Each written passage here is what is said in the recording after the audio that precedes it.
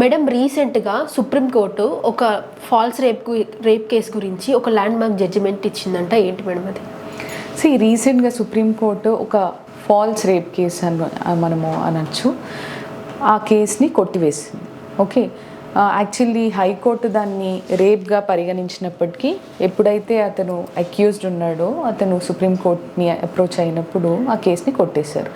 ఈ పూర్వాపరాల్లోకి వెళ్తే ఏంటి అని అంటే, ఒక అమ్మాయికి ఒక అబ్బాయికి బాగా సాన్నిధ్యం ఉండేది, they were in live in relationship. ఆ తర్వాత తను ఫిజికల్ అసాల్ట్ అని చేశాడు నా పైన అని ఒక ఎఫ్ఐఆర్ రేజ్ చేయడం జరిగింది. ఆ ఎఫ్ఐఆర్ రేజ్ చేసిన కొన్ని రోజుల తర్వాత ఆ అమ్మాయి మళ్ళీ వచ్చి అతని పైన falls promise of marriage and rape case పెట్టారు. అంటే 2 ఎఫ్ఐఆర్లు అయినాయి. ఆ తర్వాత లోవర్ కోర్టులో ప్రొసీడింగ్స్ జరిగాయి, దాన్ని రేప్ కేసుగా పరిగణించబడింది, ఆయనకు శిక్ష విధించారు. మళ్ళీ అతను హైకోర్టుకి అప్పీల్కి వెళ్ళినప్పుడు కూడా అదే డెసిషన్ని, లోవర్ కోర్ట్ డెసిషన్ని అప్హెల్డ్ చేసింది. అయితే ఇతను సుప్రీంకోర్టుని అప్రోచ్ అయ్యారు.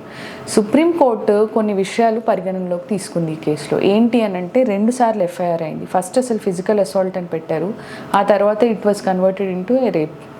ఓకే, అండ్ ఇంకోటి ఏంటి అని అంటే, ప్రొసీడింగ్స్లో కూడా అమ్మాయి అఫిడవిట్ సబ్మిట్ చేశారు, నేను ఇంకా ఈ కేసు పర్స్యూ చేసుకోవాలనుకోవట్లేదు, నాకు పెళ్ళైపోయింది, పిల్లలు కూడా ఉన్నారు, నేను ఆల్రెడీ అతనితో సెటిల్మెంట్ చేసుకున్నాను, ఆ సెటిల్మెంట్ కూడా నేను ఏదో ఫ్రాడో కోయర్షనో వాళ్ళు నన్ను బలవంత పెట్టో చేసుకోలేదు, నేను అన్నిటికీ అంగీకరించి నా ఇష్టపూర్వకంగానే నేను సెటిల్మెంట్ చేసుకున్నాను.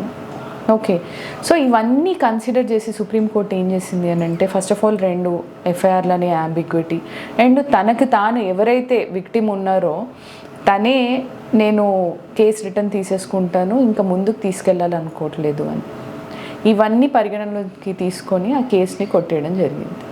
సో ఈ మధ్యకాలంలో లివ్ ఇన్ రిలేషన్షిప్స్లో ఉండడము, ఎక్కువ రేప్ కేసెస్ అనేవి, ఫాల్స్ ప్రామిస్ ఆఫ్ మ్యారేజ్ అనే కేసెస్ ఎక్కువ ఫైల్ చేయడం జరుగుతుంది. సో ఎవరైతే నిజంగా అమాయకులు ఉంటారో, ఈ కేసుల్లో ఇరికించబడిన వాళ్ళు ఉంటారో, సో వాళ్ళకి డెఫినెట్గా ఈ జడ్జిమెంట్ ఒక ల్యాండ్ మార్క్ జడ్జిమెంట్ అవుతుంది, వాళ్ళకి ఊరటను కూడా లభిస్తుంది.